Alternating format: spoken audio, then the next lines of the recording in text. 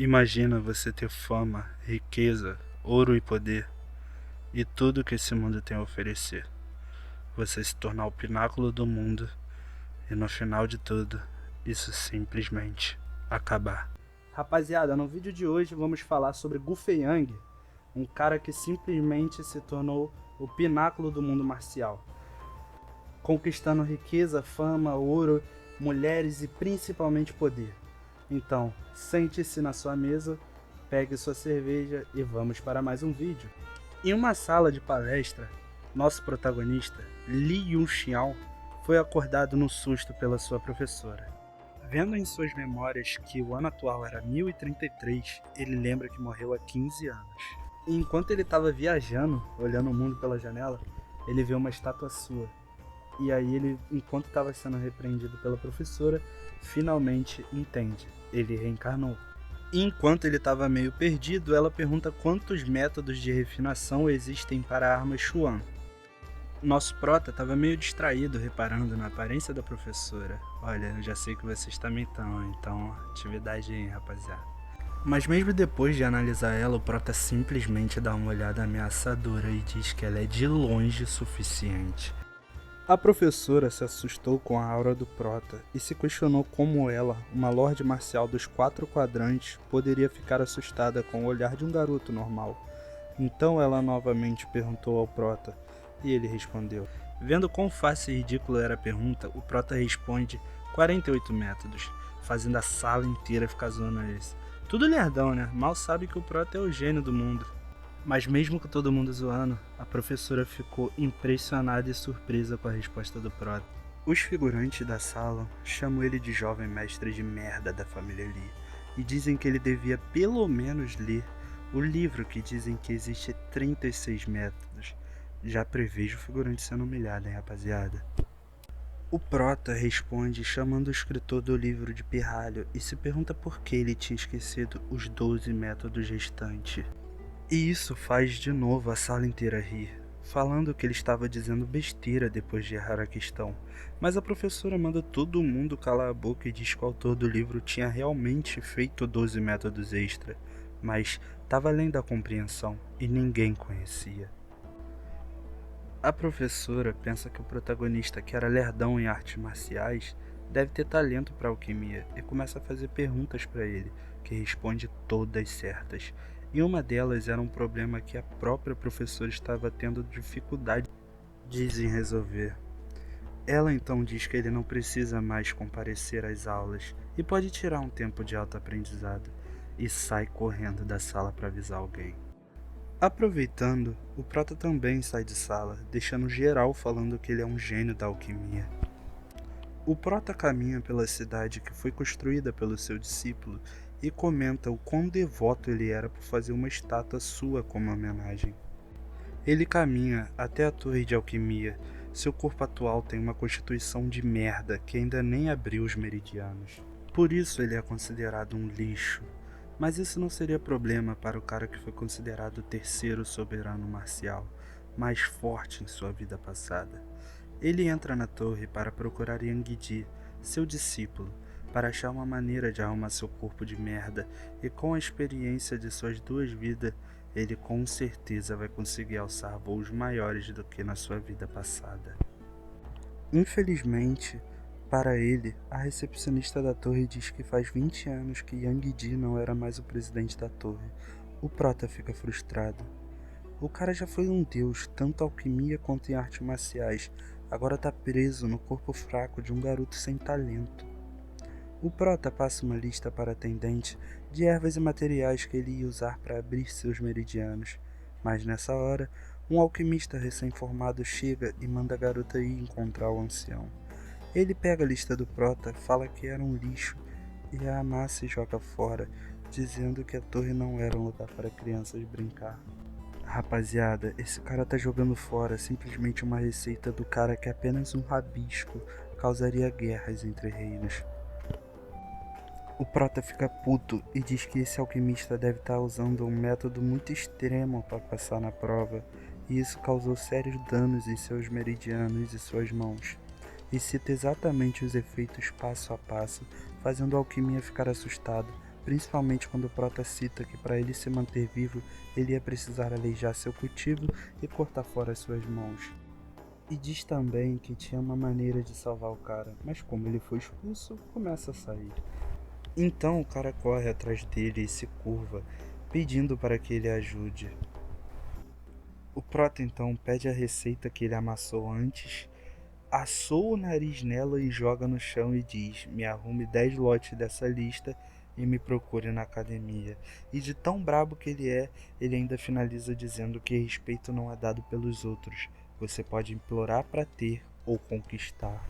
Ele diz para o figurante que sua mão direita vai durar apenas 3 dias, fazendo o cara se desesperar, pois muitos itens da lista ele nunca viu na vida.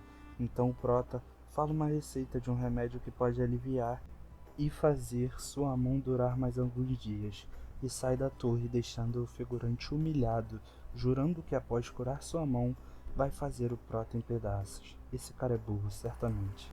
Vemos que dentro da torre, na sala do Lord Liang, a atendente fala da lista que o garoto tinha passado para ela.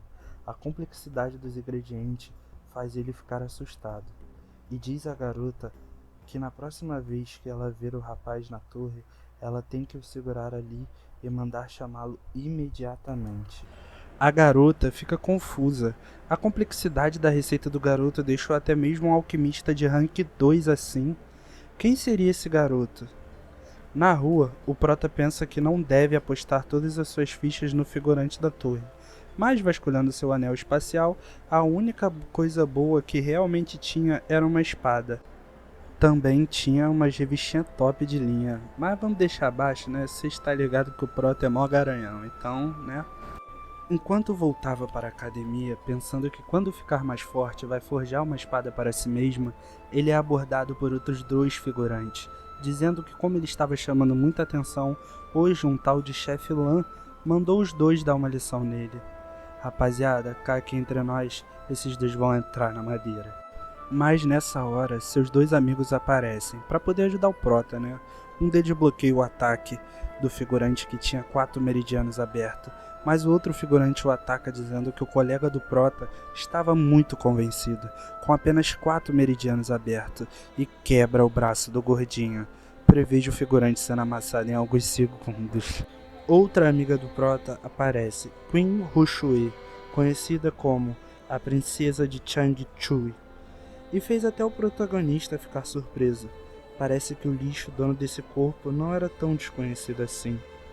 Vendo a princesa, os figurantes dizem que como ela pediu, vai deixar assim mesmo, mas por enquanto, e começam a sair.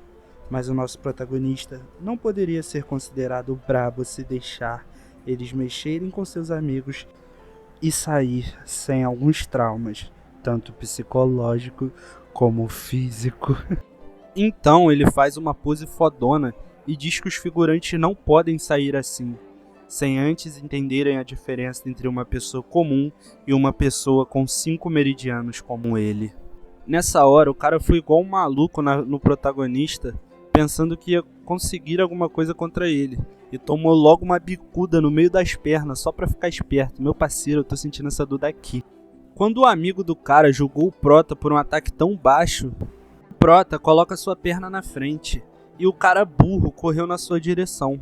Mas o amigo do figurante disse que não importa as desculpas, ele ia fazer o Prota beber o seu próprio veneno e acabar com sua masculinidade. Só que o cara é muito burro, rapaziada. Vendo o Prota segurando sua espada, ele ainda dá um soco na direção dela, que o Prota simplesmente segura pra desviar. E obviamente o idiota se lasca todo. E o cara também tem os seus domínios amassados pelo Prota. Rapaziada, esse Prota ele é muito covarde. Na mesma hora, todo mundo que tava ali sentiu a mesma dor que eu e você que tá assistindo sentimos. Parece que essa área do homem tem Wi-Fi, rapaziada. Todo mundo sente, não tem jeito. O Prota então diz que se não pudesse lidar com 2 delinquentes lixos como esse, ele bateria sua cabeça na parede até a morte. Então o Prota se despede, deixando seus amigos confusos para trás. Em seu quarto, ele diz que seu corpo é muito fraco e precisa de alguma maneira o fortalecer. E diz que para isso vai usar a técnica do corpo tirânico. uma técnica usada por um dos 10 soberanos, um título dado aos representantes do auge da sociedade marcial em Taiwan. O mais forte deles, que recebeu o título de Tirano Soberano Marcial, conseguiu essa técnica em um golpe de sorte junto com o nosso protagonista, mas infelizmente em sua vida passada, ele foi de arrasta para cima antes de começar a cultivar. Então ele vai usar essa sua segunda chance para fazer isso, mas falar e fazer é uma coisa bem diferente. O protagonista fica assustado com o quão dolorosa era a prática, nada mais justo para a técnica que pertencia ao soberano. Mas para ele, que já foi considerado o terceiro soberano com talentos de determinação, isso não seria nada. Era uma barreira, então mesmo com dor e cuspindo sangue, ele continua treinando. No outro dia na academia, agora que ele possui uma fundação como corpo tirânico, ele poderia treinar usando as salas de gravidade para aumentar a intensidade e a velocidade no treinamento. Ao caminhar por esse recinto, ele fica nostálgico ao ver os outros praticando, lembrando das décadas atrás que ele passou pelo mesmo caminho para chegar ao topo. Considerando seu corpo lixo atual, ele escolhe as salas de gravidade com 10 vezes aumentadas, e quando ele entra, fica incrédulo. Uma simples sala de 10 vezes já coloca uma pressão absurda em seu corpo. Ele repara que em todas as salas estavam ocupadas, então usa seu senso divino para encontrar uma que logo ficaria vazia. Quando o cara sai da sala, todo mundo fica putaço. Eles estavam lá há muito tempo e o prota acabou de chegar e teve a sorte de achar uma livre. Mal sabe eles que o protagonista usou o hack, né? Então é foda. Quando o prota estava para entrar, um aprendiz o para tentando usar o título de aprendiz marcial com 7 meridianos para pegar a sala. Mas o prota diz que está um pouco se lixando e manda o cara sair da frente. O cara então insiste, dizendo que se ele puder usar a sala, o prota podia usar seu nome caso tivesse algum problema na academia. E mais uma vez, o prota manda o cara meter o pé e sair logo. Após essa humilhação, o figurante diz que vai ensinar o prota algumas regras que o novato deve seguir e se prepara para atacar. Os figurantes em volta ficam comentando as mesmas bobagens de sempre, que ele era incrível e blá blá blá. Então, cheio de si, o cara diz que como estava de bom humor, não mataria o prota, apenas quebraria todos os ossos do corpo dele. Mas aí, o prota diz que a técnica dele era o punho do tigre, e que exigia um tempo certo para que o ataque fosse fatal, e sai andando como se o figurante fosse insignificante. É óbvio que isso só deixou o cara com mais raiva, que o ataca, dizendo que iria matar o prota por ser arrogante. Quando o nosso protagonista fica em pose de combate, a pressão que ele coloca sobre o figurante deixa o próprio em êxtase. Era quase como se o cara fosse uma ovelha indo direto para o abate, e olha que essa palavra foram diretas do figurante. Então o prota segura seu pulso e completa com um golpe no ombro. O prota fica muito desanimado quando viu que seu ataque, ao invés de desmaiar o cara como era esperado, simplesmente quebrou o braço do figurante. E os figurantes em volta começaram a falar as mesmas merda de ontem, deixando o cara ainda mais irritado. Nessa hora, Lua Landau aparece. Ela diz que o figurante podia deixar a sala, que já estava ocupada. Então ela parabeniza o prota, mas diz que com apenas esses truquezinhos ele não vai a lugar nenhum, e desse jeito ele nunca ia conseguir vencê-la. Aparentemente eles dois tinham uma história junto. O antigo dono do corpo gostava dela, mas foi rejeitado por ela quando se declarou por ser um inútil para o cultivo, já que seu corpo não conseguia abrir os meridianos, mesmo com a ajuda de alquimistas. Todo mundo então se lembra dele, o jovem mestre lixo da família Lee, e começaram as fofocas. Enquanto todo mundo olhava o prota, ele simplesmente diz para a garota que ela estava certa, mas a luta atual não era com ela, e encara o figurante lixoso e diz que como já tinha acabado, ele ia treinar, e entra na sala deixando os dois para trás com cara de merda. A garota então diz que se o figurante tivesse aprendido a sua técnica em sua essência total, o prota não teria conseguido quebrá-la facilmente, fazendo todos de perto rir da cara do figurante. Já dentro da sala, o prota faz um monólogo de como é a vida de quem cultiva e tal, e ele completa dizendo que se conseguir liberar seus meridianos e condensar seu Ki, ele levará uns 10 dias para estar de volta ao pináculo do Reino dos Nove Céus e começa seu treino. Agora, para vocês não ficarem perdidos, rapaziada, eu vou passar uma tabela guia dos reinos do Cultiva e vocês pausam para ver, beleza?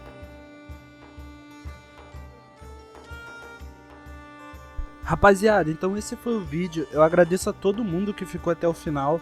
Esse é o primeiro vídeo do canal do Taverna Mão A, então eu espero que vocês acompanhem futuramente e tudo mais. E é isso, rapaziada. Tamo junto e até o próximo vídeo que vai ser a continuação desse Mão Azinho.